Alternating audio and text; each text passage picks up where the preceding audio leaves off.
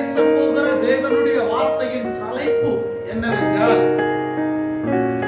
ஆண்டவருடைய கிருபையினாலே நம்மை நடத்துகிறபடியினால் நாம ஒருவருக்கொருவர்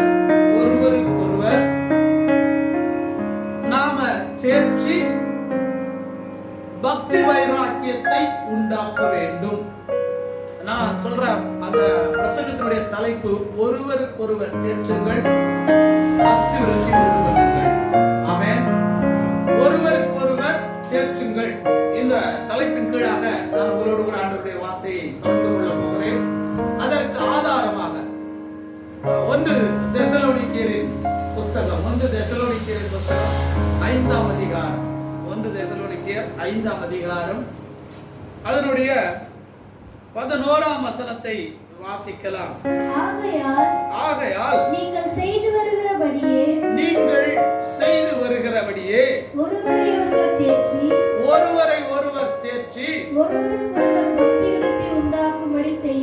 ஒருவருக்கொருவர் பக்தி விருத்தி உண்டாகும்படி செய்யுங்கள். கர்த்தருக்கு ஸ்தோத்திரம்.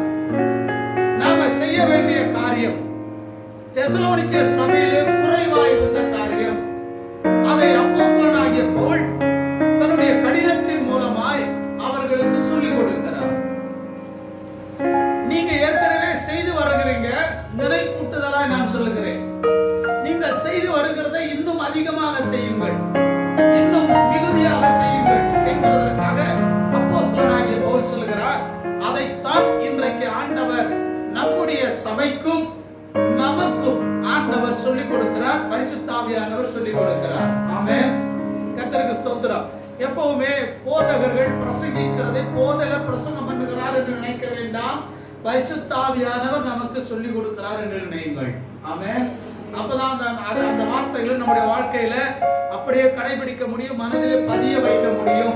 நீங்கள் சாதாரணமா என்னை மனிதராய் பார்க்கிறது ஒரு விதம், இன்னொன்று எங்களுக்காக கடவுள் கொடுத்த ஊழியக்காரர் என்று பார்க்கிறது இன்னொரு விதம். ஆமென். அல்லேலூயா சொல்வோமே. அல்லேலூயா. கர்த்தருக்கு ஸ்தோத்திரம். இப்போ அந்த 2 காரியத்தை நான் சொல்ல விரும்புகிறேன். நாம ஒருவரோடு பேசுகிற பொழுது 2 காரியங்களை மனதில் வைத்து பேச வேண்டும். ஒன்று, நாம் சேர்க்க வேண்டும், நாம் சேர்ச்சுகிறது பக்தி விருத்தி உண்டாக்க வேண்டும். ஆமென். ஆமென் சொல்லுங்களேன். நீங்க இடையில ஸ்தோத்திரம் ஆமென் அல்லேலூயா சொல்லலன்னா ஒரு மாதிரி இருக்கும். நான் சொல்றது புரியலையோ அப்படின்ற ஒரு சந்தேகம் என் மனசுக்குள்ள வரும். அதனால தயவு கூர்ந்து இங்க உட்கார்ந்து அது போல உட்காராம இல்ல நாம பேசிக்கிட்டே இருப்போம். ஆமென். கர்த்தருக்கு ஸ்தோத்திரம். 2 காரியம், ஒன்று பக்தி விருத்தி உண்டாக்க வேண்டும், இன்னொன்று தேற்றுதல் இருக்க வேண்டும். இப்படி திருப்பி சொல்றேன், சேச்சம் உண்டாக வேண்டும், இரண்டாவது பக்தி விருத்தியும் உண்டாக வேண்டும். இப்படித்தான் நம்முடைய பேச்சு இருக்கணும். ஒருத்தரோட ஒருத்தர் பேசும் பொழுது சில நேரங்களிலே சில விஷயங்களை அறிந்து கொள்ளுகிறதற்கு விசாரிக்கிறதற்கு நம்ம பேசலாம். சிலர் எல்லாம் என்கிட்ட பேசுவாங்க, அவங்க பேசுகிற பேச்சை பார்த்தீங்கன்னா நம்ம பேசலாமா வேணாமா தோணும். சிலர் பேசுகிற பேச்சு கோபத்தை உண்டாக்கும், சிலர் பேசுகிற பேச்சு நமக்கு அவர்கள் மேல் தவறான அபிப்பிராயத்தை உண்டாக்கிவிடும். அதனால நம்ம பேசுற பேச்சு ரொம்ப ஜாக்கிரதையா இருக்க வேண்டும்.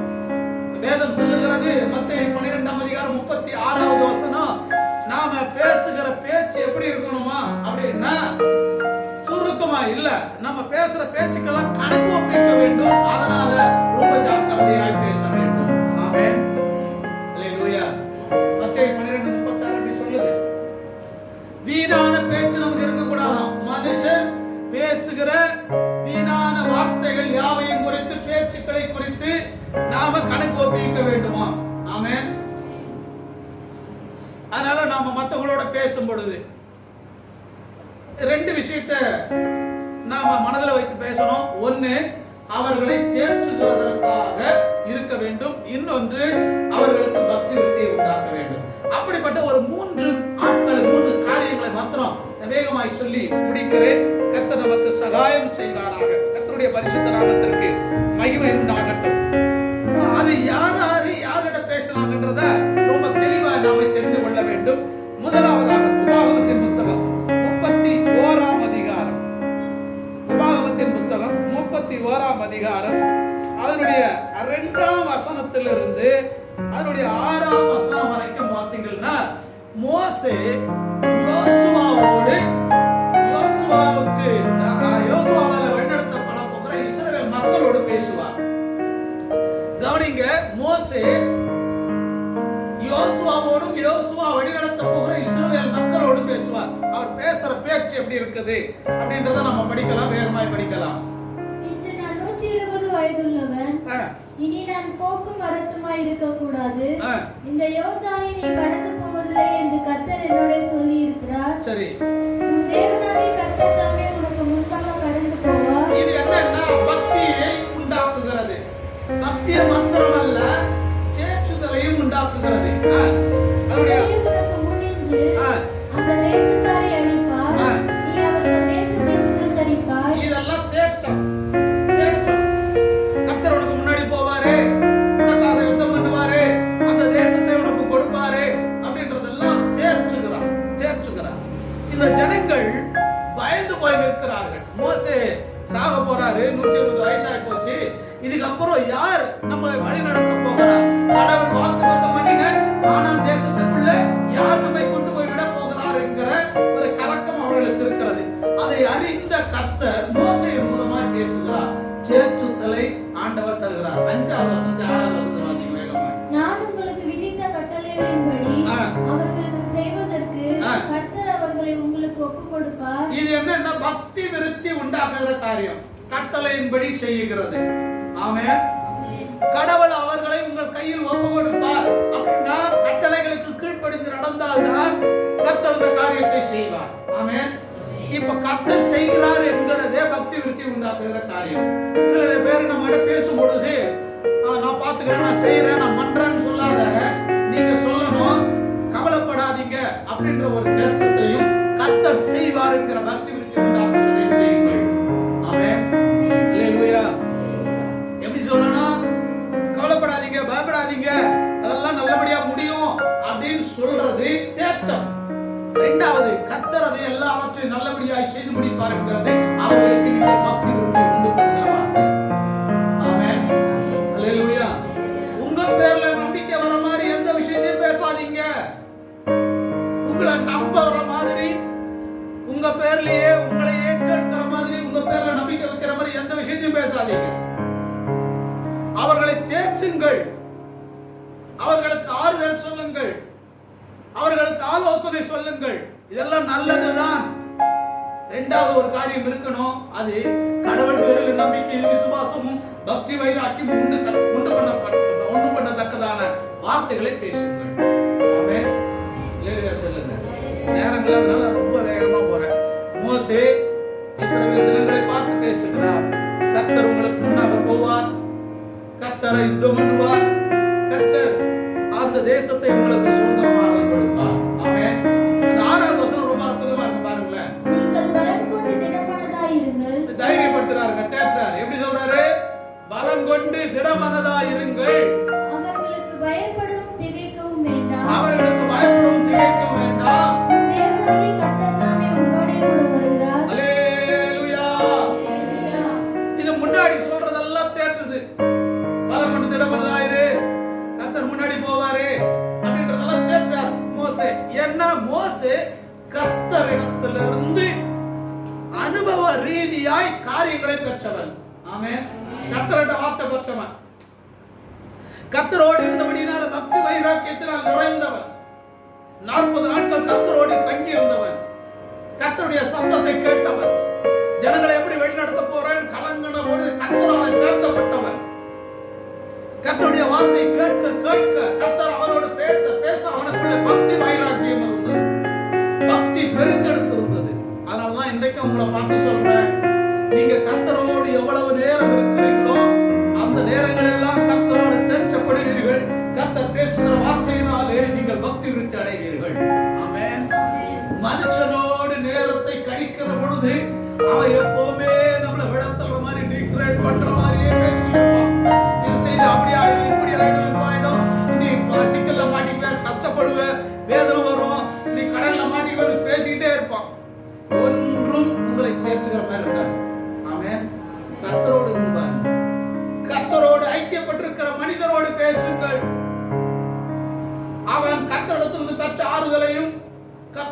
தனக்கு உண்டான பக்தி வைராக்கியத்தை உங்களோடு பகிர்ந்து கொள்வார். ஆமென். அல்லேலூயா சொல்லுங்க. நல்லா பேசுறாங்கன்னு யாரையும் பேசாதீங்க. நல்லான்ற அந்த வார்த்தைக்கு பின்னாடி கெட்டது இருக்கும். ஆமென் சொல்லுங்க. அல்லேலூயா. அவங்க நல்லா பேசுறாங்க பேசிக்கிறேன் இல்ல, முள்ள நம்முடைய ரகசியங்களை விசாரிப்பாங்க. நாமளும் கொஞ்சம் பேச பேச நம்முடைய விஷயங்கள் இருக்கிற எல்லா விஷயத்தையும் பேசுவோம். அது எப்ப வரும் அப்படின்னா, எப்ப அது கெட்டதா தெரியும்னா, நம்ம பற்றி மத்தவங்க கெட்டது சொல்லி அவங்க வந்து நம்மகிட்ட சொல்லும் போது அது கெட்டதா தோணும். தேவையில்லாம பேசணும். மோசே கர்த்தரோடு அனுபவப்பட்டதை இஸ்ரவேல் மக்களோடும் யோசுவாவோடு பேசினார். ஆமென். இன்னைக்கு நான் சொல்றேன், நீங்க கர்த்தரோடு அனுபவப்படுங்க. கர்த்தரோடு இருக்கிற பொழுது அவர் தேற்றுவார். ஜெபம் பண்ணும் பொழுது தேற்றுவார். வேதத்தை வாசிக்கிற பொழுது தேற்றுவார். அப்படி அவர் பேச பேச நமக்குள்ளே பக்தி வைராக்கியம் வரும், விசுவாசம் பெறும். அதையே நீங்கள் மற்றவர்களிடத்தில் சொல்லுங்கள். ஆமென். அல்லேலூயா. கர்த்தருக்கு மகிமை உண்டாவதாக. 2 காரியம் நடக்கணும். ஒன்று, நீங்கள் மற்றவர்களை தேற்ற வேண்டும். இன்னொன்று, பக்தி விருத்தியை உண்டு பண்ணுகிற வார்த்தைகளை பேச வேண்டும். ஆமென். அதனாலதான் பவுல் சொல்றாரு, நீங்கள் ஒருவரை ஒருவர் தேற்றி பக்தி விருத்தியை உண்டு பண்ணுங்கள். ஆமென். இதை தெசலோனிக்கே சபையை நீ செய்து கொண்டிருக்கிறாய். ஆனாலும் நீ செய்ய வேண்டிய காரியம் எப்படித்தான் இருக்க வேண்டும். இந்த விஷயத்தை மனசுல வச்சுக்கோங்க. எப்பவுமே நீங்கள் மனதில் வைத்துக் கொள்ள வேண்டிய ஒரு காரியம், நான் பக்தி விருத்தியை உண்டு பண்ண வேண்டும். ஆமென். கர்த்தருக்கு ஸ்தோத்திரம். சரி, அடுத்த காரியத்தை நான் வேகமாய் சொல்லி முடிக்கிறேன். அடுத்த விஷயத்தை வாசிக்கலாம். அப்போஸ்தலர் நடவடிக்கைகள் 27ஆம் அதிகாரம் 22 24 வசனங்களை வாசிக்கலாம். ஆகிலும் திடமனதாய் இருங்கள் என்று இப்பொழுது உங்களுக்கு தைரியம் சொல்லுகிறேன். கவனிங்களா, நான் அதை கொஞ்சம் விளக்கி சொல்லுறேன். நியாயம் தீர்க்கப்படும்படிக்கு அப்போஸ்தலனாகிய பவுல் கொண்டு போகப்படுகிறான். அவனோடு கூட யூலியோ என்கிற ஒரு நூற்றுக்கு அதிபதி இருக்கிறான். இவர்கள் கப்பல்ல பிரயாணம் பண்ணி போறாங்க. திடீரென்று ஒரு காற்று, பெருங்காற்று வந்து கப்பல்ல சேதப்படுத்தி அந்த படகு, அந்த கப்பல் சேதம் அடைகிறான். இந்த பெருங்காற்று மழையும் வந்து எல்லாம் உடைஞ்சு போச்சு. உடைஞ்சு போகும்போது அவனோடு கூட மாலுமி இருக்கிறார்கள். அவனோடு கூட அந்த நூற்றுக்கு அதிபதி இருக்கிறான். அந்த சேவகர்கள் எல்லாம் இருக்கிறாங்க. இவரை கைது பண்ணி கொண்டு போறாங்க பவுல. அப்ப பவுல் அவர்களை பார்த்து பேசுறாங்க. எல்லாம் பயந்து போயிருக்காங்க. அவ்வளவுதான், நம்ம இருக்க போறோம், சாக போறோம்னு சொல்லி. அப்போ அந்த மாலுமி சொல்றதை நம்புறாங்க, பவுல் சொல்றதை நம்பல. அப்போ பவுல் அவர்களை பார்த்து சொல்றான், கடைசி முடிவு வந்துட்டாங்க. அவ்வளவுதான், இருக்கிற பொருளை வந்து போட்டாங்க, பயணம் கட்டாங்க, என்னென்னவோ செய்தாங்க. அந்த மாலுமி அவனால என்ன முடியுமோ அத்தனையும் செய்து பார்த்துட்டான். இப்போ ஒரு பெரிய பயம் அவர்களை சூழ்ந்து கொண்டது. மரித்து போய் விடுவோம், நாம போய் சேர போறதில்லை, கரையை போய் சேர போறதில்லை, நம்முடைய ஜீவன் நம்மிடத்துல இருக்க போறதில்லை, ஒரு பெரிய பயம் வந்துருச்சு. அந்த சூழ்நிலையில தான் பவுல் பேசுகிறார் அந்த வார்த்தைகளை. இப்ப படிங்க. கப்பலே சேதமடை போறது தவிர, கவனிங்க, பவுல் சொல்றாரு எப்படி சேர்க்கிறார் பாருங்க. பயந்து போயிருக்கிறாங்க. கப்பல் தான் சேதமாகும், கப்பல் சேதமே தவிர உங்கள் ஒருவனுக்கும் உயிர் போவார். ஆமென். பயந்து கொண்டு இருள் சூழ்ந்துட்டு இருக்குது, வெளிச்சம் இல்ல, காற்று மழையும் அடித்துக் கொண்டிருக்கிறது, கப்பல்ல தத்தளிக்கிறாங்க. பவுல் எப்படி பேசுகிறார் பாருங்க. பவுலுக்கு எப்படி இந்த அனுபவம் வந்தது? அவர் சொல்லுகிறார், எந்த நிலையிலேயும் மன ரம்யமாய் இருக்க கற்றுக்கொண்டேன். ஆமென். என்னவனாலும் வந்தாலும் உயிரே அடுத்த நிமிஷம் போகும்போது நான் கூட மனரம்யமா இருப்பேன். நானு அதை நான் கற்றுக்கொண்டேன். யார்கிட்ட? கர்த்தர்கிட்ட. கமாலியல் பாதத்தில் இல்ல, கர்த்தர்கிட்ட கற்றுக்கொண்டேன். அல்லேலூயா. கர்த்தரோடு இருக்கிறவர்கள், நான் அப்போ முன்னாடி சொன்னதை திரும்ப சொல்றேன். கர்த்தரோடு இருக்கிறவர்கள், கர்த்தரையே நம்பி வாழ்கிறவர்கள், வசனத்தை தன் இருதயத்திலே பதித்து வைத்திருக்கிறவர்கள் எந்த காலத்திலும் பயப்பட மாட்டான். ஆமென். தைரியமா இருப்பார்கள். திகில் வராது. திகில் என்கிற இருள் அவர்கள் இருதயத்தில் வராது. என்ன செய்ய போறோம்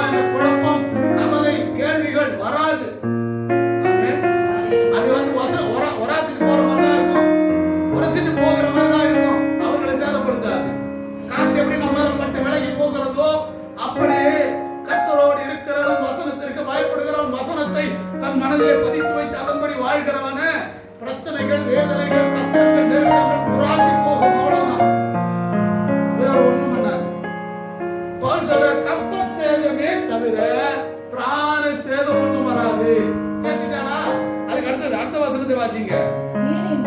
ஏனென்றால் காரணம் சொல்றாரு பாருங்க. ஏனென்றால் அல்லேலூயா, அவர் சொல்றாரு என்னை ஆட்கொண்டவர், என்ன அவருக்குள்ள வச்சிருக்கிறாரு, நான் அவருக்குள்ள இருக்கிறேன்.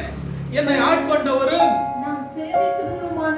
நான் ஆராதிக்கிற சேவிக்கிறவருமாகிய தேவன் இந்த ராத்திரியிலே என்னிடத்திலே வந்து நின்று, பவுலே பயப்படாதே,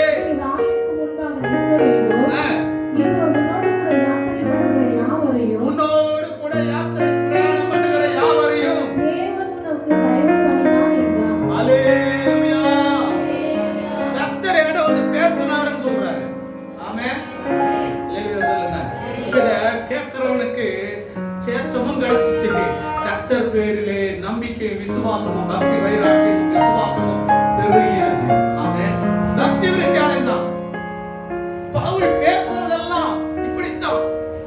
பாவியை டைரக்டா பாவின்னு சொல்ல மாட்டாரு.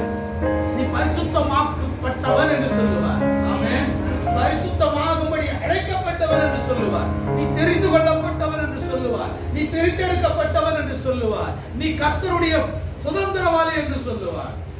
ஆமென், தேற்றம் பாருங்க. இருள் சூழ்ந்த ஒரு நேரம், பயம் கலந்த ஒரு வாழ்க்கை, பயம் கலந்த ஒரு நேரம், என்ன செய்வோம் என்ற ஜெயிக்கிற திட்டம் இல்லாத மூளை. அந்த நேரத்துல இந்த மாதிரி வார்த்தை யாரால பேச முடியும் பாருங்க, யாரால பேச முடியும் பாருங்க. ஆமென், கர்த்தரையே நம்பி வாழ்கிறவனை தவிர, கர்த்தரையே தன் நம்பிக்கையாய் கொண்டிருக்கிறவனை தவிர, அவருடைய வார்த்தையினாலே பலப்படுத்தப்பட்டவனை தவிர வேற யாரும் பேச முடியாது. அவரும் அந்த கூட்டத்தில் ஒரு ஆளு. அவருக்கும் கப்பல்ல காத்தடிக்குது, மழை அடிக்குது, எல்லாம் நடக்குது, சோறு இல்லை, வெளிச்சம் இல்லை. அந்த மாதிரி நேரத்துல அவர் சொல்றாரு, கப்பல் சேதம் ஆகும், உயிர் சேதம் ஆகாது. ஏனென்றால் கர்த்தர் என்னோட இந்த ராத்திரியிலே பேசினார். ஆமென், அல்லேலூயா. நீ ராயனுக்கு முன்பாக நிற்க வேண்டும். நீ அவனுக்கு முன்னாடி உன்னை கொண்டு போய் நான் நிறுத்துவேன். உன்னோடு கூட சேர்ந்து இருக்கிற எல்லாரையும் நான் காப்பாற்றுவேன். கர்த்தர் சொன்னார் என்று சொன்ன உடனே அவர்களுக்குள்ளே நான் நம்புகிறேன் பக்தி விருத்தி உண்டாயிருக்கும். ஆமென். ஏன்னா பவுல் வாயாடின்னு பேர் பெற்றவரு. அவர் அரசு பண்ணி கொண்டு வந்து கப்பல்ல போகிற பொழுதெல்லாம் சும்மா இருந்திருக்க மாட்டாரு. சுவிசேஷத்தை பேசிக்கொண்டே இருந்திருப்பார். ஆமென். கர்த்தரை துதித்துக் கொண்டே இருந்திருப்பார். கர்த்தருடைய மகத்துவத்தை அவர்களுக்கு சொல்லிக் கொண்டே இருப்பார். மாலுமியிடத்தில் போய் பேசிக்கொண்டே இருப்பார். மாலுமி பயப்படாதே, என்னோடு இருக்கிற கர்த்தர் கப்பல்ல இருக்கிறாரு, அதனால கவலைப்படாத, உன்னால என்ன செய்ய முடியுமோ அத்தனையும் செய்ய என்று சொல்லிக் கொண்டே இருந்திருப்பார். ஆமென். இதனால பக்தி விசுவாசம் கொஞ்சம் வந்திருக்கும். இப்ப பவுல் பேசுறாரு, பக்தி விருத்தி அடைகிறார்கள். ஆமென். அருமையான தேவ பிள்ளையே, இயேசுவை சொந்த ரட்சகராய் ஏற்றுக்கொண்ட தேவ பிள்ளையே, நான் உங்களுக்கு சொல்லுகிறேன், மற்றவர்களோடு பேசுகிற பொழுது எப்பொழுதும் அவர்களை தேற்றுகிற வார்த்தைகளை பேசுங்கள். அவர்களுக்கு பக்தி விருத்தி உண்டாக்குகிற வார்த்தைகளை பேசுங்கள். ஆமென், அல்லேலூயா. இப்படி ஆயிரும் அப்படி ஆயிரும், போயிடும் வந்துரும், இதெல்லாம் சொல்றதுக்கு ஆண்டவர் உங்களை வைக்கல. நீங்கள் கடவுளாய் மாறிவிடாதிருங்கள். ஆமென், அல்லேலூயா சொல்லுங்க. நான் திரும்ப உங்களை பார்த்து சொல்றேங்க, நீங்க எப்போ மற்றவர்களை தேற்றுகிறீர்களோ, மற்றவர்களை பக்தி விருத்தி உண்டாக்குகிற வார்த்தைகளை பேசுகிறீர்களோ, அந்த இடத்துல நீங்க பாஸ்டர், அந்த இடத்துல நீங்க ஊழியக்காரர். ஆமென், அல்லேலூயா. அந்த இடத்துல நீங்க ஊழியக்காரர், கடவுளால் பயன்படுத்தப்படுகிற ஊழியக்காரர். ஆமென். நீங்க பாஸ்டர் தான் சொல்வான்னு சொல்லாதீங்க. அந்த இடத்துல கடவுள் உங்களை போதகராக, ஊழியக்காரராக மாற்றி விடுகிறார். ஆமென், அல்லேலூயா சொல்லுங்க. கர்த்தருடைய நாமம் மகிமைப்படுவதாக. அடுத்த ஒரு காரியத்தை வேகமாய் சொல்லி முடிக்கிறேன். இயேசு சாமி எப்படி சொல்றாருன்னு பார்க்கலாம். லூக்கா எழுதின சுவிசேஷ புத்தகம் 24ஆம் அதிகாரம், 23ஆம் அதிகாரம், அதுல 43வது வசனத்தை வாசிக்கலாம். வேகமாய் வாசியுங்கள். இயேசு அவனை நோக்கி, இன்றைக்கு நீ என்னோடு கூட பரதேசில் இருப்பாய் என்று மெய்யாகவே உனக்கு படிக்கலாம் இந்த வசனத்தை. ஒரு பகுதி, இன்றைக்கு நீ என்னோடு கூட பரதேசியில் இருப்பாய். இன்றைக்கு என்னோடு கூட. அது யாருன்னா இயேசுவும் சிலுவையிலே தொங்குகிற இன்னொரு தண்டனை பெற்ற கைதியும். கள்ளன்னு சொல்ல முடியாது என்னால, அதனால நான் இப்படி சொல்றேன். இயேசுவோடு கூட சிலுவையிலே தண்டனை நிறைவேற்றப்படுகிற ஒரு ஆள் அவரை சேர்த்துக்கிறார். அவன் சொல்றது என்னன்னா, ஆண்டவரே உம்முடைய ராஜ்யம் வரும் பொழுது என்னை நினைத்தருளும் என்று சொல்லுகிறான். கடைசி சூழ்நிலை, கடைசி நிமிடங்கள், கடைசி மணி நேரங்கள். அப்போ ஆண்டவர் சொல்றாரு, நீ இன்றைக்கு என்னோட கூட பரதேசியில் இருப்பாய் என்று சொல்லுகிறார். இது தேற்றமும் கூட. இரண்டாவது, பக்தி விருத்தியை, தேவனுடைய ராஜ்யம் என்கிறது இருக்கிறது, அங்கே நம்மை அழைத்துக் கொண்டு போவேன் என்கிற பக்தி விருத்தியை உண்டாக்குகிற வார்த்தை. ஆமென், அல்லேலூயா சொல்லுங்க. இது ஆண்டவரால் எப்படி சொல்ல முடிந்தது? அவர் பிதாவோடு ஐக்கியமாய் இருந்தார். ஆமென், அல்லேலூயா. பிதாவோடு கூட அவர் எப்பொழுதும் இருந்தார். ஆண்டவரை பார்த்து சொல்றார், பிதாவே நீரும் நானும் ஒன்றாக இருக்கிறோம். ஆமென், அல்லேலூயா. அடிக்கடி பிதாவாகிய தேவன் இயேசு கிறிஸ்து ஜெபிக்கிற பொழுது அவரோடு கூட பேசினார். ஆமென், பேசிக்கொண்டே இருந்தார். மாத்திரமல்ல, கெத்செமனே தோட்டத்திலே இயேசுவானவர் ஜெபிக்கிற பொழுது தேவ தூதனை அனுப்பி சென்றினார். ஆமென், அல்லேலூயா. அதனால அவருக்கு நல்லாவே தெரியும் தேற்றம் என்கிறது என்ன, பக்தி விருத்தி உண்டாக்குகிற வார்த்தை என்ன என்கிறது தெரிந்தபடினாலே கடைசி நேரத்திலும் கூட, அவன் சாக போகிற அந்த கடைசி நேரத்திலும் கூட ஆண்டவர் ஆகிய இயேசு கிறிஸ்து அவனுக்கு பக்தி விருத்தி உண்டாக்குகிற காரியத்தையும் அவனுக்கு சேர்த்துகிற காரியத்தையும் வார்த்தையும் பேசுகிறார். ஆமென். நமக்கு இப்படிப்பட்ட சூழ்நிலை வருங்க. அந்த மாதிரி நேரத்துல கூட, கடைசி நேரங்கள்ல கூட மற்றவர்களோடு நாம பேசுகிற பொழுது அவர்களை சேர்த்துகிற வார்த்தைகளை பேசுங்கள். பக்தி விருத்தி உண்டாக்குகிற வார்த்தைகளை பேசுங்கள். ஆமென், அல்லேலூயா சொல்லுங்க. அல்லேலூயா. இயேசு சாமியும் அதை செய்தார். அதனால எனக்கு இருக்கிற கடவுளுடைய பிள்ளைகளே, உங்களை நான் பார்த்து சொல்கிறேன், இதுக்கு முன்னாடி நாம எப்படி இருந்தோமோ தெரியாது. இனி ஞான எழுப்புதல் சபைக்கு வருகிற ஜனங்கள் செய்ய வேண்டிய 2 காரியம் இருக்கிறது. யாரோடு பேசுகிற பொழுது, ஒன்று, அவர்களுக்கு தேற்றுதலை உண்டாக்குகிற வார்த்தைகளை கொடுங்கள். இரண்டாவது, பக்தி விருத்தி உண்டாக்குகிற வார்த்தைகளை கொடுங்கள். ஆமென். மூன்றாவதாக அடுத்த விஷயத்தை நான் சொல்ல விரும்புகிறேன். 2 நாளாகமத்தின் புஸ்தகம், 2 நாளாகமத்தின் புஸ்தகம் 32ஆம் அதிகாரம் 7-8 வசனத்தை வாசிக்க. முதல் 7வது வசனத்தை வாசிங்க வேகமா. நீங்கள் திடன் கொண்டு தைரியமாய் இருங்கள். இப்போ தேற்றுதல் எப்படி பாருங்க. நீங்கள் திடன் கொண்டு தைரியமாய் இருங்கள். அசிரிய ராஜாவுக்கோ அவரோடு இருக்கிற ஏராளமான கூட்டத்திற்கோ பயப்படாமலும் கலங்காமலும் இருங்கள். ரைட், கவனிங்க. இத சொல்றது யாரு அப்படின்னா எசேக்கியா சொல்றாரு. எசேக்கியா சொல்றாரு, அங்க வருகிற அசிரியர்களுக்கு நீங்கள் பயப்பட வேண்டாம். எசேக்கியா ராஜாவோடு கூட ஜனங்கள் இருக்கிறாங்க, அதுக்கு முன்னாடி வேலையெல்லாம் செய்யறாங்க. அவர்கள் அசிரியர்கள் வரும்பொழுது இங்கே நீரூற்றுகள் இருக்கிறது, தண்ணீர் பாய்கிற ஓடைகள் இருக்கிறது, அதனால நம்ம மேல யுத்தம் பண்ணி இந்த இடத்தை அவங்க பிடிச்சிடக்கூடாது, இந்த தேசத்தை பிடிச்சிடக்கூடாதுன்னு சொல்லி தங்களால் முடிந்த விஷயத்தை அந்த ஊற்று கண்களை எல்லாம் அடைக்கிறார்கள், நீரூற்றுகளை எல்லாம் அடைச்சு போடுறாங்க, ஓடைகளை எல்லாம் அடைச்சு போடுறாங்க. இப்பயாவது தண்ணீர்ல நின்று போயிடுவாங்களா, நம்ம மேல யுத்தம் பண்ணாம இருப்பாங்களான்னு முயற்சிகளை செய்கிறார்கள். ஆனாலும் அவர்கள் யுத்தம் பண்ணுகிறதற்கு ஆயத்தமாகி வருகிறார்கள். அந்த அதிகாரத்தை நீங்க படிச்சீங்கன்னா அது உங்களுக்கு புரியும். நான் கதை சுருக்கம் சொல்லுகிறேன், அதனுடைய விஷயங்களை சுருக்கம் சொல்றேன். இப்போ ஆனாலும் எசேக்கியாவுக்கு ஒரு பெரிய பயம் இருந்தது, கலக்கம் இருந்தது. அவனோடு கூட இருந்த ஜனங்களும் அப்படிப்பட்ட காரியங்களை செய்தார்கள். அதனால எசேக்கியா ராஜா தன்னோடு இருக்கிற யுத்த வீரர்களை பார்த்து அவர்களை தேற்றி பேசுகிறான். ஆமென். அவர்களுக்கு பயப்பட வேண்டாம். ஒரு ராஜா தன்னுடைய யுத்த வீரர்களை தேற்றுகிறார். நீங்களும் உங்களோடு கூட இருக்கிறவர்களை எப்பொழுதும் தேற்ற வேண்டிய கடமையில இருக்கிறீர்கள். ஆமென். கஷ்டமான சூழ்நிலை தான், பிரச்சனை வர்ற மாதிரி தான் இருக்கு, கஷ்டங்கள் இருக்கதான் செய்யற மாதிரி இருந்தாலும் அதை சொல்லி சொல்லி பயமுறுத்தாதபடிக்கு அதை தேற்றுகிற விதமாய் பேசுங்கள். ஆமென். ரொம்ப ரொம்ப அற்புதமான வார்த்தை. அந்த 7ஆம் வசனத்துக்கு கீழே படிங்களேன். அவரோடு இருக்கிறவர்களை பார்க்கிலும் ரொம்ப அற்புதமான ஒரு தேற்றம் பாருங்க. அவரோடு இருக்கிறவர்களை பார்க்கிறோம். நம்மோடு இருக்கிறவர்கள் அதிகம். ஆமென். அவரோடு எவ்வளவு பேர் இருக்கிறாங்கன்னு எசேக்கியாவுக்கு தெரியாது. எவ்வளவு பேர் யுத்த வீரர்கள் இருக்கிறாங்க, அந்த யுத்த வீரர்கள் எப்படி ரதங்களை வச்சிருக்கிறாங்க, குதிரைகளை வச்சிருக்கிறாங்க, எவ்வளவு அவர்கள் யுத்தத்திலே வீரர்கள் என்று தெரியாது. ஆனால் சொல்றான், அவர்களோடு இருக்கிறவர்களை பார்க்கிலும் நம்மோடு இருக்கிறவர்கள் அதிகம் என்று சொல்லுகிறார். ஆமென். கொஞ்சம் பேர் தான் இருக்கிறாங்க, திருப்பி திருப்பி பார்த்துக்கிறாங்க. பயம் வந்துருச்சு. அதனால எசேக்கியா சொல்றாரு, அவங்களை கண்டு பயப்படாதீர்கள், அவர்களோடு இருக்கிறவர்களை பார்க்கிலும் நம்மோடு இருக்கிறவர்கள் அதிகம். ஆமென். அல்லேலூயா சொல்லுங்க. இப்போ ஒரு பெரிய தைரியம் வந்துருச்சுங்க, அவங்களுக்கு ஒரு பெரிய நம்பிக்கை வந்துருச்சுங்க. இப்போ தேர்ச்சிட்டாரு. 8வது வசனத்துல சொல்றாரு பாருங்க, அவனோடு இருக்கிறது மாம்சபுயம். அல்லேலூயா. அவனோடு இருக்கிறது மாம்சபுயம். நமக்கு துணை நின்று நம்முடைய யுத்தங்களை நடத்த நம்மோடு இருக்கிறவர் நம்முடைய தேவனாகிய கர்த்தர் தானே. நம்முடைய தேவனாகிய கர்த்தர் தானே. அல்லேலூயா. இப்ப யுத்த வீரர்கள் எல்லாம் தேர்ச்சப்பட்டு நிலையில் இருக்கிறார்கள். ஆனாலும் இப்ப அவங்களுக்கு ஒரு எண்ணம், நம்மால ஜெயிக்க முடியுமா, நாம அவர்களை மேற்கொள்ள முடியுமா அப்படின்ற ஒரு அவநம்பிக்கையான ஒரு காரியம் இருக்கிறது. அதனால எசேக்கியா ராஜா சொல்றாரு, நம்மோடு இருந்து நமக்காக யுத்தம் பண்ணுகிறது தேவனுடைய புயம். ஆமென். அல்லேலூயா சொல்லுங்க. இப்ப பக்தி வைராக்கியம் வந்துருச்சுங்க, அவங்களுக்கு விசுவாசம் பெருகிருச்சுங்க. யுத்தம் பண்ண ஆரம்பிப்பார்கள். ஆமென்.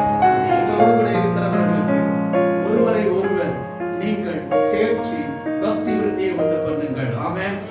எந்த வார்த்தையானாலும் கடவுளை சம்மந்தப்படுத்தி கடவுளுடைய வசனத்தை சொல்லி அவர்களுக்கு பக்தி விருத்தி உண்டாக்குங்க, அவர்களை தேற்றுங்கள். ஆமென். நீங்களாவே எனக்கு அவரை தெரியும், இவரை தெரியும், அவரு பார்க்குவாரு, இவரு பார்க்குவாரு, நான் சொல்றேன் அப்படியெல்லாம் சொல்லாதீங்க. அது நாம் பக்தி வைராக்கியத்தை உண்டு பண்ணாது, அது தேற்றமாயிராது. கர்த்தருக்கு ஸ்தோத்திரம். அதனால நீங்கள் ஒருவரை ஒருவர் எப்பொழுதுமே தேற்றுகிறவர்களாக இருங்கள். எப்பொழுதுமே பக்தி விசுவாசத்தை, பக்தி வைராக்கியத்தை உண்டு பண்ணுகிற வார்த்தைகளையே பேசுகிறவர்களாக இருங்கள். ஆமென். இந்த அக்டோபர் மாதத்துல ஆண்டவர் பேசுகிற ஒரு காரியம், எல்லாருக்குமே உரிய காரியம். ஒருவரோடு ஒருவர் பேசுகிற பொழுது எப்படி தெசலோனிக்கே சபைக்கு பவுல் சொல்லுகிற பொழுது சொல்லுகிறார், சபை மக்களே நீங்கள் ஒருவரோடு ஒருவர் பேசுகிற பொழுது தேற்றுங்கள், பிற்பாடு பக்தி விருத்தி உண்டு பண்ணுகிற வார்த்தைகளை பேசுங்கள். ஆமென். இதை நீங்க ஏற்கனவே செய்து கொண்டு வருகிறீர்கள், இன்னும் சொல்றேன், இன்னும் அதிகமாய் செய்யுங்கள் என்று சொல்லி தெசலோனிக்கே சபைக்கு அப்போஸ்தலனாகிய பவுல் எழுதுகிறார். அப்படியே பரிசுத்த ஆவியானவர் ஞான எழுப்புதல் சபைக்கு சொல்லுகிறார். இந்த காணொலியை பார்க்கிற கேட்கிறவர்களுக்கு சொல்லுகிறார், நிச்சயமாக நீங்கள் ஒருவரோடு ஒருவர் பேசுகிற பொழுது அவர்களை தேற்றுகிற வார்த்தைகளை பேசுங்கள், பக்தி விருத்தி உண்டு பண்ணுகிற வார்த்தைகளை பேசுங்கள். ஆமென்.